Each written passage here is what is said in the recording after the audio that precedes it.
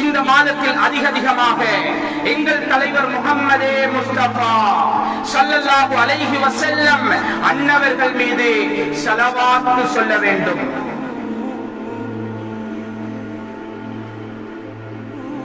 நபி ஸல்லல்லாஹு அலைஹி வஸல்லம் அன்னவர்கள் சொன்னார்கள், மன் ஸல்லா அலைய மின் உம்மதி ஸலாத்தன் முக்லிஸன் மின் கல்பிஹி, மன தூய்மையோடு யாரே என்னுடைய சமூகத்தில் இருந்தும் ஸலவாத்து சொல்லுவார்களோ அவர்களுக்கு ஸல்லல்லாஹு அலைஹி பிஹா அஷர ஸலவாத்தின், அல்லாஹ் 10 ரஹ்மத்துகளை அவருக்கு கொடுக்கிறான்.